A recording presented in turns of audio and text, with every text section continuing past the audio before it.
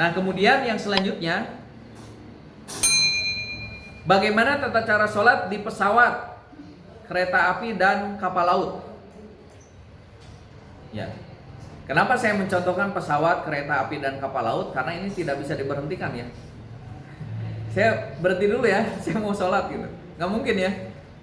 Kayak kereta api ya berhenti di pemberhentian yang sudah ditentukan gitu ya, di stasiun. Pesawat ya apalagi. Kapal laut juga sama. Kalau bis sebenarnya lebih fleksibel ya. Kalau bis biasanya kan ada rest area gitu ya, berhenti. Apalagi kalau kendaraan pribadi ya itu sebenarnya tidak berlaku ya, tidak berlaku kalau kendaraan pribadi atau bis ya. Kalau bis kan biasanya berhenti di rest area. Di rest area itu kan bisa sholat dulu, istirahat, makan gitu kan. Itu simple. Tapi kalau misalkan kondisi-kondisi kita di pesawat, di kereta api, di kapal laut, nah ini berbeda. Ya.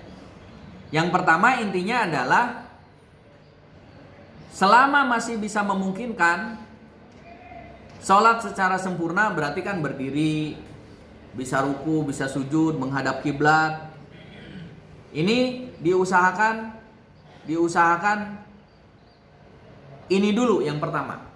Misalkan kalau di kapal laut, ya perjalanan lintas Jawa dan Sumatera, misalkan naik kapal laut, gitu ya. Di kapal laut kan luas ya.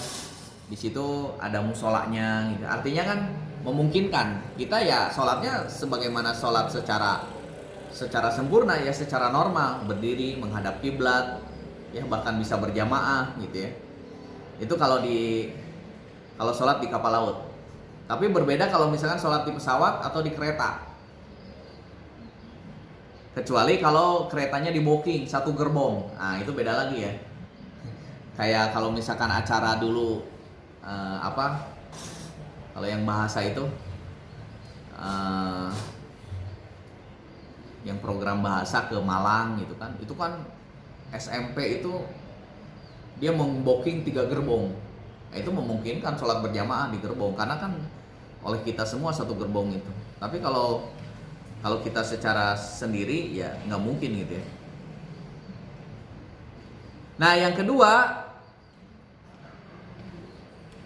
jadi yang pertama tadi kondisi normal. Yang kedua, jika tidak mungkin sholat sambil berdiri dan menghadap kiblat, maka dia tidak boleh melaksanakan sholat wajib kecuali 2 syarat. Ya, jadi ketika dalam kondisi tersebut, ya, yang pertama adalah khawatir terlewat waktu sholat sebelum sampai tujuan. Misalkan subuh, ya saya pernah cerita ketika subuh kan waktunya singkat, ya kan? Misalkan naik pesawat, pas naik pesawat itu pas berbarengan dengan waktu subuh, misalkan jam 4 sekarang, jadwal naik pesawat itu ya jam 4:15 misalkan. Kita nggak mungkin sholat dulu gitu, pasti kita harus naik pesawat. Atau yang kedua, tidak memungkinkan baginya untuk menghentikan kendaraan, ya tadi pesawat. Ya. Jadi posisi yang kedua ini ketika kita tidak sholat di atas kendaraan tersebut, maka sholat kita akan lewat, tertinggal. Misalkan sholat subuh. Sholat subuh kan waktunya singkat. Pesawat misalkan perjalanan 1 jam atau 1 jam setengah. Jadwal pesawatnya misalkan jam 4 kalau sekarang, misalkan subuh kan jam 4:15. Atau jam 4:10 kan itu sudah masuk subuh. Maka yang harus dilakukan adalah berarti kita harus sholat di atas pesawat tersebut. Yang ketiga, jika tidak bisa sholat berdiri, maka sholatnya sambil duduk. Ya, ini hadisnya sholli qa'iman fa in lam tastati fa qa'idan fa in lam tastati fa ala janbin. Ya, apabila kita tidak mampu sholat dengan berdiri maka duduk, apabila tidak mampu duduk maka berbaring. Ini juga berlaku bagi yang sakit ya. Jadi kalau kita sakit, sholat tidak bisa berdiri maka duduk. Ya, kalau misalkan kita sholat berjamaah di Masjid Aswedi, Pak Dr. Sulaiman itu sholatnya biasanya duduk pakai kursi, walaupun pas takbiratul ihram berdiri. tapi ketika ruku dan sujud dia duduk. Ya. Kemudian yang keempat, apalagi di sini, jika di atas kendaraan mampu sholat sambil menghadap kiblat, maka wajib sholat dengan menghadap kiblat, meskipun sambil duduk. Namun jika tidak memungkinkan menghadap kiblat, dia bisa sholat dengan menghadap sesuai arah kendaraan.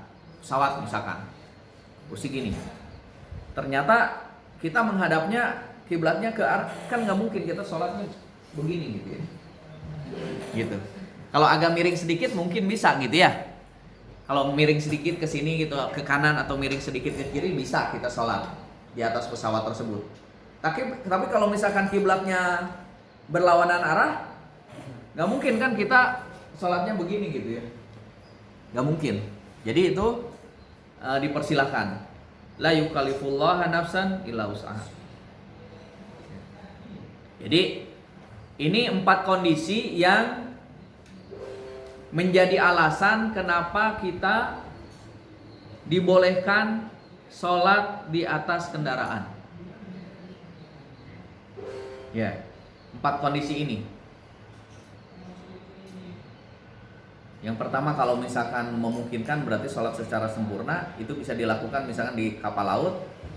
Kemudian yang kedua, kalau misalkan takut ketinggalan waktunya, tidak mungkin ya, kalau kita misalkan nunggu nyampe baru sholat itu akan lewat ya, itu yang kedua. Kemudian yang ketiga kaitannya dengan apa tadi? Yang ketiga itu ya, posisi bukan. Yang ketiga, oh iya ya, boleh duduk ya. Yang ketiga ini boleh duduk kalau tidak memungkinkan berdiri. Dan yang keempat kaitannya dengan arah kiblat.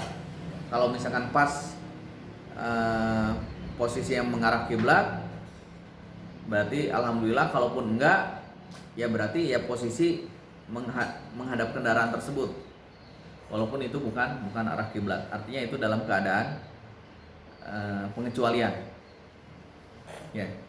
Nah, kalau secara urutannya mungkin ya, secara urutannya ketika kita sholat duduk misalkan di atas kendaraan, ya kita misalkan posisi kayak gini ya, posisi kayak gini. Kalau tidak ada air berarti boleh tayamum. Tapi kan sekarang rata-rata ada air ya, di pesawat ada toiletnya, di kereta api ada toiletnya, apalagi di kapal laut ada gitu ya. Maka ya kalau misalkan posisi sholat duduk berarti begini aja, takbir Allahu Akbar ini. Kemudian rukunya, ruku, kemudian sujud berarti lebih rendah dari ruku kayak gitu.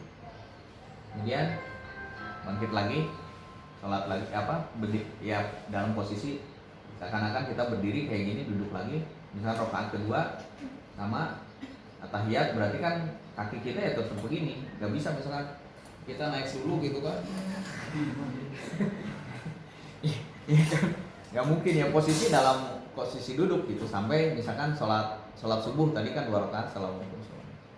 Ya kurang lebih nanti seperti itu gitu ya, sholat di atas kendaraan ya, takbiratul ihram, ruku, bangkit, sujud ya, tasyahud, kemudian salam, assalamualaikum, assalamualaikum ya, gitu. Pernah mempraktekkan sholat ini? Jarang? Kalau yang sering berperjalanan jauh mungkin pernah ya. Karena kalau yang naik bis, naik kendaraan pribadi, ya tentu saja berlaku kaidahnya nomor pertama tadi. Selama masih bisa melakukan sholat secara sempurna, apalagi kalau mobil pribadi atau misalkan bis, ya bis ada berhenti di rest area, ya sholat di situ, ada musola sekarang. Ini kalau misalkan tiga kemungkinan yang tadi itu ya, kaidah-kaidahnya tadi. Nomor 1, misalkan di kapal laut ya masih bisa normal. Tapi kalau nomor 2 tadi misalnya di pesawat karena takut ketinggalan, nggak mungkin, berarti memang harus sholat di atas pesawat tersebut dengan duduk. Ya, yang ketiga juga sama kaitannya dengan bahwa kita tidak bisa sholat dengan berdiri.